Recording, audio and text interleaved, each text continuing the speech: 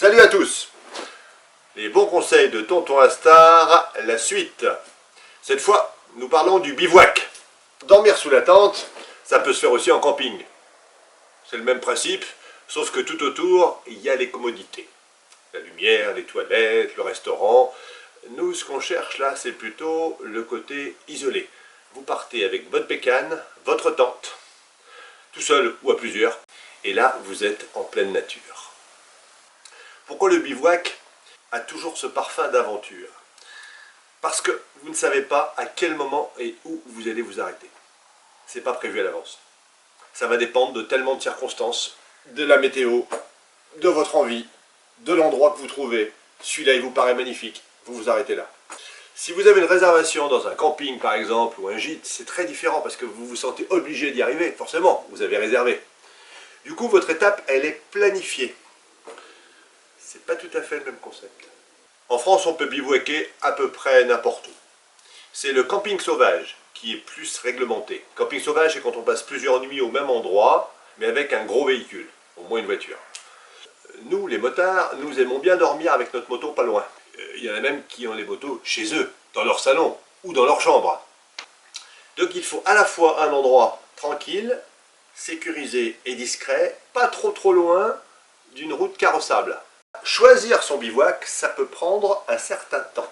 Quand il fait nuit à 6 h du soir, il faut s'arrêter à 4 h 30. Ça raccourcit nettement les journées. Bref, ne vous y prenez pas au dernier moment. Méfiez-vous, la campagne peut être hostile. On va commencer par le plus compliqué, la plage. Parce qu'en France, la plupart des plages sont interdites au campement. Un conseil, arrivez tard, quand il fait nuit, ça peut être pas mal. Comme ça, vous êtes discret et vous repartez le matin. Sinon, vous avez les municipaux qui vont venir vous chasser à coups de baïonnette. Et puis la plage a pas mal d'inconvénients. Déjà, l'accès. Et oui, pour y emmener sa bécane, à part avoir un trail avec des gros crampons, ça va être compliqué. On ne peut pas se mettre trop près de l'eau non plus, on comprend bien. Et on ne parle même pas de l'océan Atlantique et de la marée. Quand on est tanké dans le sable, vaut mieux pas être tout seul pour sortir. Si votre chaîne est pleine de sable, essuyez-la avant de repartir. En dehors de la France, il y a plein d'endroits où on peut dormir sur les plages. Bon, bah, et puis de toute façon, c'est pas parce que c'est pas autorisé que c'est interdit. Le pré, c'est l'idéal, parce qu'en général, c'est plat et c'est pas très loin des routes. Donc vous pouvez rentrer avec votre moto, de préférence en longeant les bords pour pas arriver en plein milieu, parce que je pense que les paysans n'apprécieraient pas. Et puis évidemment, ne pas confondre pré et champ cultivé. Donc si l'herbe est très rase, vous pouvez y aller. Faites attention à ce qu'il n'y ait pas des barbelés au sol. Vos pneus risquent d'avoir quelques soucis. S'il y a une barrière, évidemment, ne rentrez pas. Il y a sûrement des bêtes.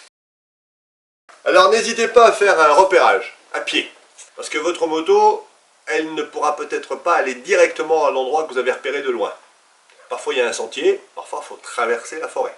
Il y a des trous, il y a des racines, il y a des arbres en travers. C'est pas tellement un endroit pour circuler la forêt, même avec un trail. Alors avec une routière chargée, n'hésitez pas à vous mettre à plusieurs pour pousser la moto. Parce que autant tout seul, ça peut être une galère immédiate, autant à deux ou à trois, c'est finger in the nose. Ouais, c'est de l'anglais. Ouais. Mais il vaut quand même mieux emmener votre moto près de l'endroit où vous allez dormir, parce que si vous la laissez le long du sentier ou du chemin, s'il y a un 4x4 ou un tracteur qui passe, il n'aura peut-être pas l'espace suffisant. Il y a un risque qu'il bouscule la bécane, sans compter que ça signale où vous êtes. Ça prend un peu de temps tout ça, hein, évidemment. On s'en fiche, on est en vacances. Vas-y, vas-y. Tu braques à mort, de toute façon on la retient.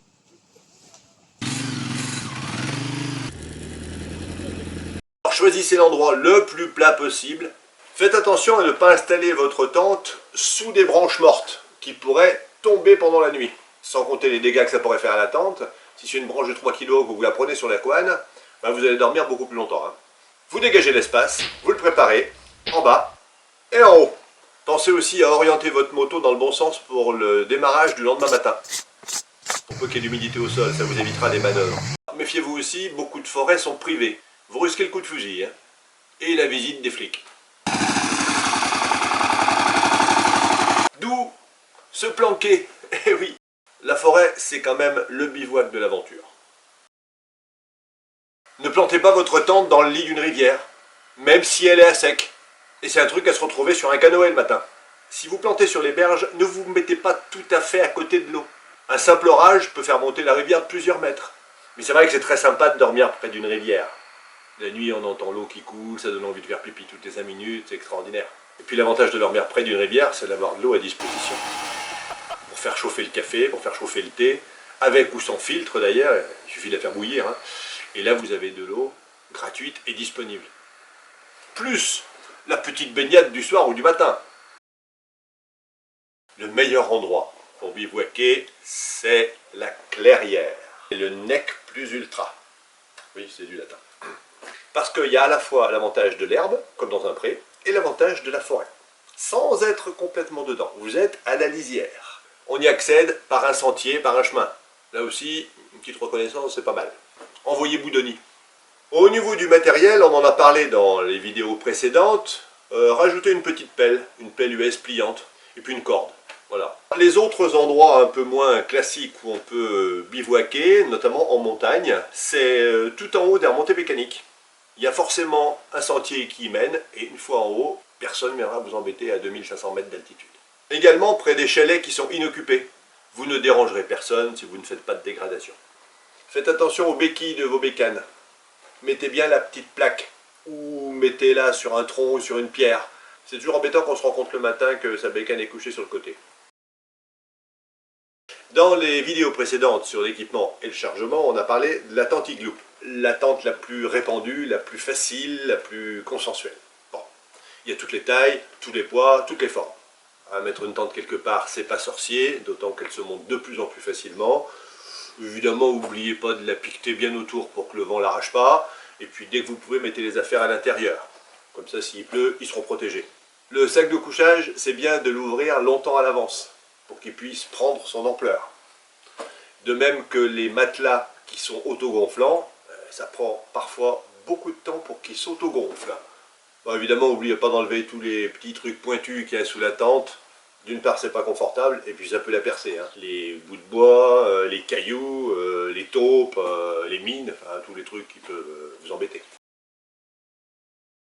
À ce sujet, j'ai une anecdote qui m'est arrivée il y a quelques années, où j'avais mal positionné ma tente sur la neige vis-à-vis du feu. Du coup, la fumée commençait à rentrer dedans, alors que j'avais bien tout damé, tout préparé, le vent a changé. Bon, donc j'ai redéplacé ma tente en pleine nuit, mais j'ai pas redamé dessous. J'ai juste posé et mis mes affaires dedans. Et bien quand quelques heures plus tard, j'ai jeté ma bouillotte à l'intérieur pour avoir chaud, et que je suis rentré dans ma tente, je suis descendu d'1 mètre dans la neige et je me suis retrouvé avec la tente pliée sur moi au fond du trou de neige. On aurait dit une sorte de spéléo. Donc, tassez, damez. Et après, mettez votre tente dessus. Ça fait partie des bons conseils de Tonton Astar. Ensuite, il y a le campement à la Belle Étoile. C'est du bivouac, mais sans tente. Vous pouvez prendre la tente et ne la monter que si le temps se met à la pluie pendant la nuit, par exemple.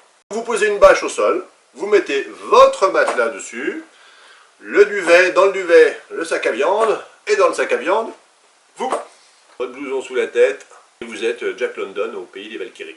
Choisissez un endroit plat, parce que s'il y a une pente, il n'y a rien qui va vous retenir. Ce qui est un peu embêtant quand on a bien pris la peine de mettre son matelas et qu'on se retrouve dans l'herbe à côté. Parfois même, à la Belle Étoile, on n'a pas envie de dormir tout de suite.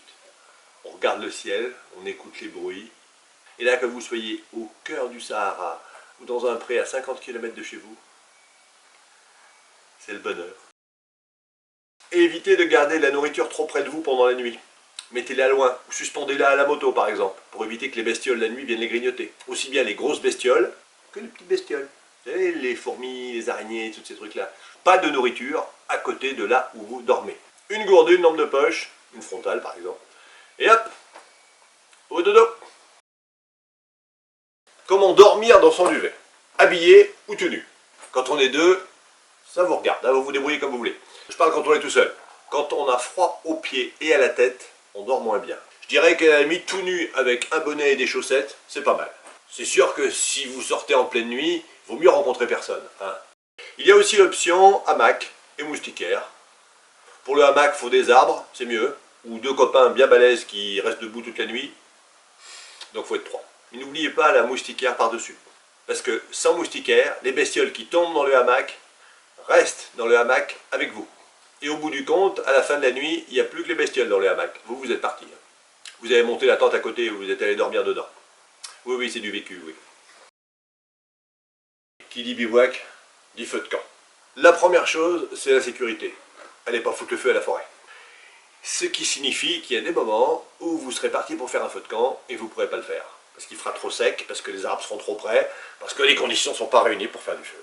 Le principe du feu de camp, c'est qu'il faut d'abord faire un foyer. Vous délimitez un espace avec des pierres plus ou moins grosses, à l'intérieur duquel vous ferez votre feu. S'il y a déjà un endroit qui avait été prévu pour faire du feu, utilisez-le.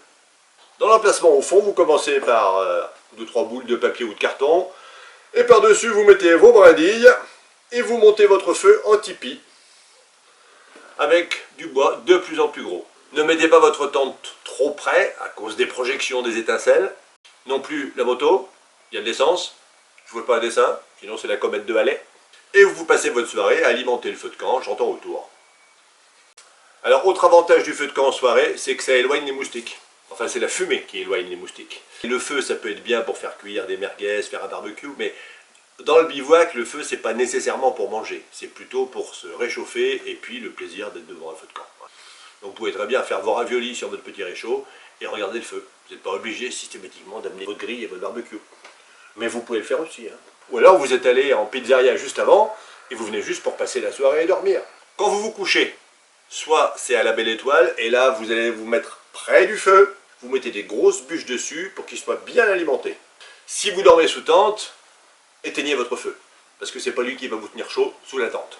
Vous le recouvrez avec de la terre, il va couver dessous, et le matin, pour le petit déjeuner, vous aurez qu'à souffler sur les braises, il va repartir. Oui, parce qu'il y a le feu de camp du soir, mais il y a aussi celui du matin. Au petit déjeuner, quand on est un petit peu rafraîchi par la nuit, comme ça, se mettre près d'un feu le matin, on prend son petit thé. Le feu, si le bois est sec, c'est assez facile à faire. S'il pleut, n'en parlons pas trop, parce que faire un feu de camp sous la pluie, ça n'a pas vraiment d'intérêt. On s'assoit rarement autour d'un feu quand il pleut. Dans ces cas-là, on file sous la tente et puis voilà, hein, on se fait un tarot. Mais si vous arrivez et que le bois est mouillé, mais qu'il ne pleut pas, ça va demander un petit peu d'énergie quand même, parce qu'il va falloir aller chercher des brindilles les plus sèches possibles. En général, elles sont dans le bois à l'abri. Vous allez les mettre sur un petit peu de papier, commencer à faire brûler, et vous allez petit à petit rajouter du bois de plus en plus. Ça risque de fumer un petit moment, on va pas leur souffler. Hein. Moi, je voyage souvent avec ma fille, c'est devenu une spécialiste. Quelle que soit la météo, elle arrive à faire un feu. Prenez garde au sens de la fumée. Que la fumée n'est pas directement rentrée dans vos tentes. Parce que non seulement pour la nuit, ça va bien les aromatiser, mais sinon, ça risque de faire montgolfière. Donc, hein. Ensuite, vous partez. Évidemment, il faut éteindre le feu. Hein. Donc là, le mieux, c'est de disperser le bois qui est à moitié brûlé, et puis mettez de l'eau dessus. Si vous avez un jerrycan, c'est bien, videz-le. Sinon, pissez sur le feu tous ensemble à la fin. Évidemment, c'est plus pratique pour les garçons. Comment faire un feu sur de la neige? Il faut qu'il y ait un support. Vous allez chercher du bois assez gros. Vous posez vos bois les uns à côté des autres, comme pour faire une sorte de radeau, sur la neige, vous tassez bien tout ça, et par-dessus, vous ferez votre feu. Donc vous utilisez cette base de bois comme si c'était le sol. Quand il fait froid, l'idéal c'est de faire un feu de chaque côté, et vous au milieu. Vous mettez un tronc, et là vous serez comme un pape. Enfin lui c'est une fumée blanche, mais c'est le principe. Parce que si vous avez un feu juste devant vous, vous aurez froid aux fesses tout le temps. Pensez toujours à laisser du bois quand vous partez, pour les suivants. Et s'il y a du bois déjà prêt, vous ne le prenez pas tout, ou vous reconstituez le tas avant de partir. On va peut-être pas parler de ramasser ses déchets, on part du principe que tout le monde est propre. On brûle tout ce qui peut se brûler, principalement le papier et le carton, et le reste, on y met dans son petit sac, hein, et on le jette à où? Dans la poubelle la plus proche. Et voilà, quitte à faire 50 km au prochain patin quand vous irez prendre un café. Les chevaliers sur deux roues ne sont pas des gueux. Dans les parcs nationaux, où on peut aller en moto, puisqu'il y a des routes qui les traversent, le bivouac est réglementé. En général, on peut dormir une nuit à peu près n'importe où.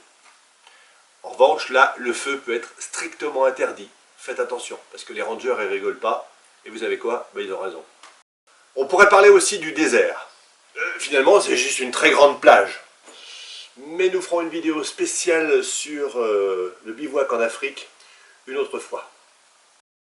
Bon, on a fait un tour d'horizon des différents endroits où c'était pratique pour bivouaquer. Il y en a plein d'autres, hein. Évidemment, ça peut s'inventer à l'infini. On peut bivouaquer sur du béton, sur de la pierre. Enfin, globalement, là, on n'est pas dans le mode survie non plus.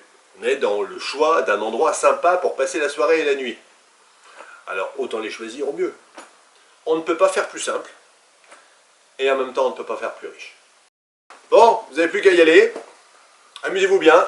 Faites attention. Soyez prudents. Oh, on dirait ma grand-mère. Non. Amusez-vous bien. Et puis c'est tout. Salut.